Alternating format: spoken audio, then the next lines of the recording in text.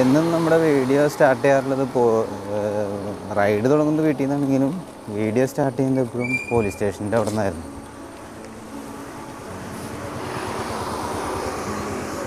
അതാണ് police station, Kalady police station. ഇവിടെ നിന്നാണ് നമ്മൾ വീഡിയോ സ്റ്റാർട്ട് ചെയ്യാറ്. എൻ്റെ വീഡിയോ ആദ്യമായിട്ട് കാണുന്നവർ ദയവായി സബ്സ്ക്രൈബ് ചെയ്ത് സഹായിക്കുക. സബ്സ്ക്രൈബേഴ്സും വ്യൂസും കൂടുമ്പോഴാണ് നമുക്കൊരു നല്ല നല്ല വീഡിയോകൾ ചെയ്യാനായിട്ടുള്ളൊരു പ്രചോദനം കിട്ടുന്നത്. അപ്പോൾ ദയവായി സബ്സ്ക്രൈബ് ചെയ്യാം. ഇന്നത്തെ പോലെ നമ്മുടെ കാലടി എത്തിയിരിക്കുകയാണ്. ഇതാണ് ഉദയ ജംഗ്ഷൻ. ഇപ്പോൾ ആ പേര് അധികം ആരും പറയണ്ടില്ല. നേരത്തെ ഇവിടെ ഒരു ഉദയ എന്ന് പറഞ്ഞൊരു ഹോട്ടലുണ്ടായിരുന്നു.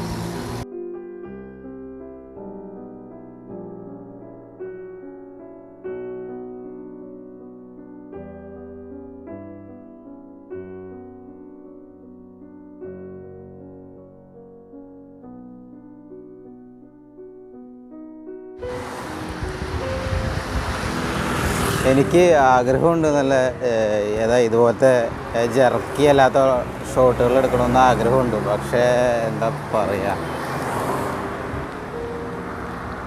ടൗൺ പള്ളിയാണ് കാലടി പള്ളി. നമ്മുടെ സാമ്പത്തികം നമ്മളെ അനുവദിക്കുന്നില്ല. എന്താ പറയുക, ഗോപ്രോ ഒക്കെ എടുക്കണമെന്നുണ്ടെങ്കിൽ 10-30 രൂപയുടെ അടുത്ത് വേണ്ടി വരും. അതൊരു പ്രശ്നമാണ്. അതുകൊണ്ട് എടുക്കില്ല എന്നല്ല,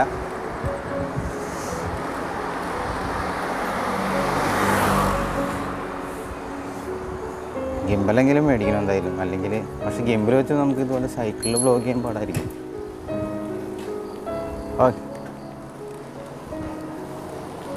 കുറച്ച് ബുദ്ധിമുട്ടായിരിക്കും സൈക്കിളിൽ ബ്ലോഗ് ചെയ്യാൻ. ഒരു റൈഡറാണ് ഇപ്പോൾ പോയത്. പേര് വയ്ക്കാൻ പറ്റിയില്ല. പുള്ളി നല്ല സ്പീഡിൽ അങ്ങ് പോയി. എന്താ പറയുക, നമ്മൾ MTB അല്ലേ, അതെന്തോ ഹൈബ്രിഡാന്ന് തോന്നുന്നു.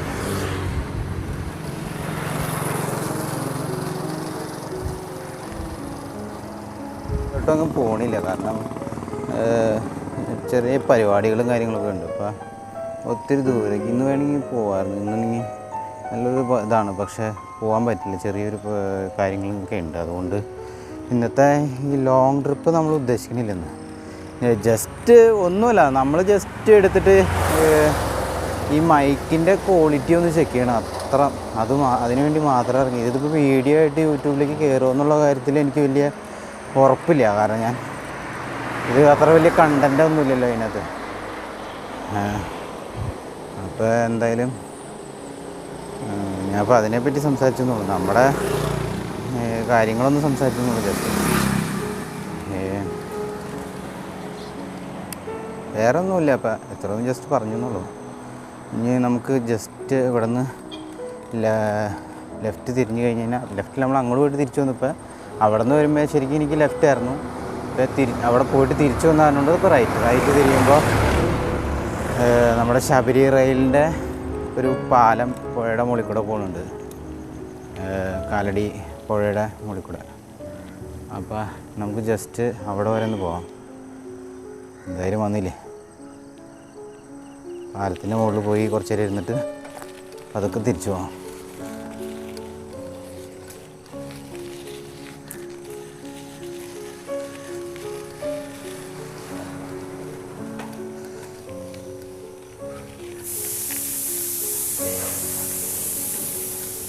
രാത്രി നല്ല മഴയുണ്ടായിരുന്നു.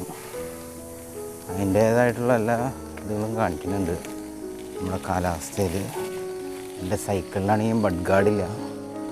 അപ്പോൾ ചെളിയിലേക്കൂടെ പോകുമ്പോൾ നോക്കി പോയില്ലെങ്കിൽ പണി പാളും.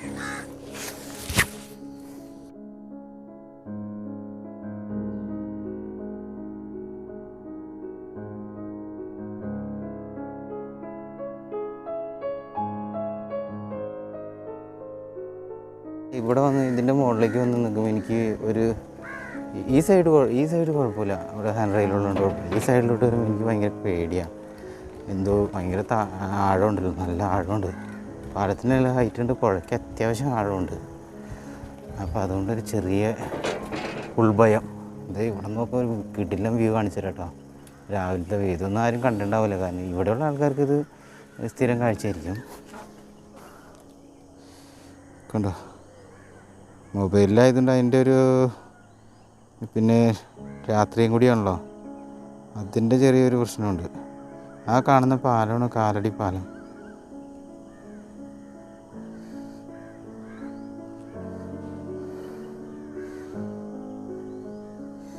ഇപ്പുറ സൈഡ് വലിയ ഭംഗിയില്ല കാണാൻ. എന്താ പറയുക,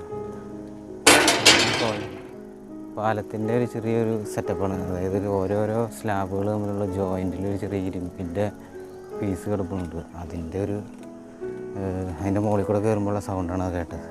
ഇതിപ്പോൾ സൗണ്ട് കുറവായിരുന്നു.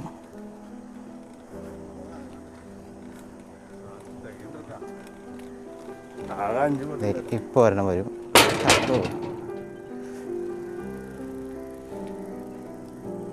എങ്ങനെയുണ്ട് ഗൈസ് വ്യൂ? അടിപൊളിയല്ലേ?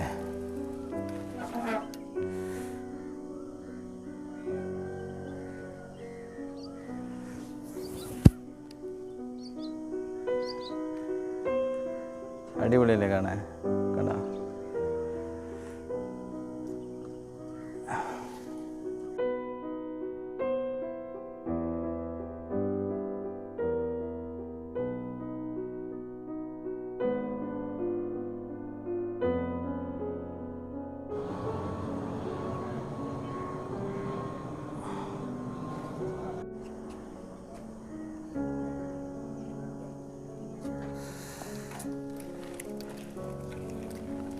എന്തായാലും ആറ്റം വരെ ഒന്ന് പോയി നോക്കാം.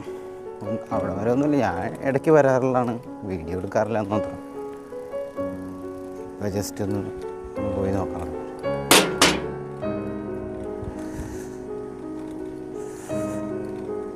ഇതാണ് പാലം. അതായത് ഇത് റെയിൽവേ പാലമാണ്.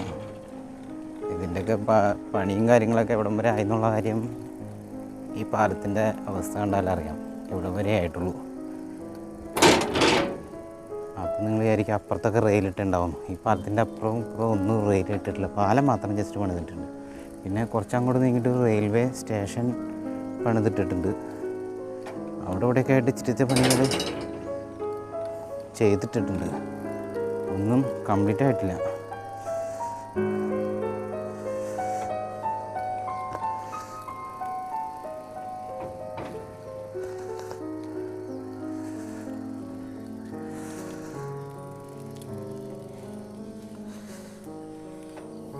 ഈ പാലത്തിൻ്റെ താഴെ ഞാനും എൻ്റെ അനിയനൊക്കെ ആയിട്ട് വന്ന്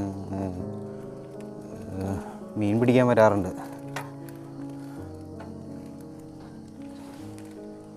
എന്തായാലും നമുക്ക് തിരിച്ചു പോവാം അതൊക്കെ. എന്നിട്ട് അവിടെ പോയി കുറച്ചേരിക്കും.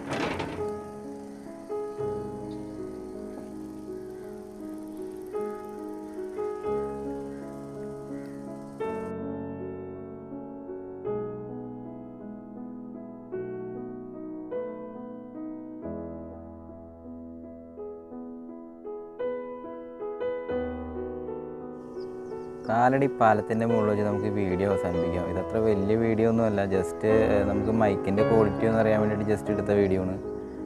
ഇത് കണ്ടിട്ട് നിങ്ങൾ പറയാം മൈക്ക് സൗണ്ട് എങ്ങനെയുണ്ടെന്നുള്ള കാര്യം, ക്ലിയർ ആണോ എന്നുള്ള കേസ്. പിന്നെ പറയാനുള്ളത്, നിങ്ങൾ ദയവായി വീഡിയോ കാണാൻ ആരും സബ്സ്ക്രൈബ് ചെയ്യണവരല്ല, അപ്പോൾ വീഡിയോ സബ്സ്ക്രൈബ് ചെയ്യുക. ഇതുവരെ കണ്ടിട്ടുള്ളവരൊക്കെ സബ്സ്ക്രൈബ് ചെയ്യാത്ത ആൾക്കാരാണ് കണ്ടിട്ടുള്ളത്. അപ്പോൾ നിങ്ങൾ സബ്സ്ക്രൈബ് ചെയ്താലാണ് എനിക്ക് നല്ല വീഡിയോ എടുക്കാൻ പറ്റുള്ളൂ. നമ്മുടെ സൈക്കിളിലൂടെ ഇരിക്കുന്നുണ്ട്. അപ്പോൾ ഇത്തരം കാര്യങ്ങളും പറഞ്ഞുകൊണ്ട് ഞാൻ വീഡിയോയുടെ വെച്ച് അവസാനിപ്പിക്കുകയാണ്. വീഡിയോ ഇഷ്ടപ്പെട്ട ലൈക്ക് ചെയ്യുക, സബ്സ്ക്രൈബ് ചെയ്യുക, ഷെയർ ചെയ്യുക. ബൈ.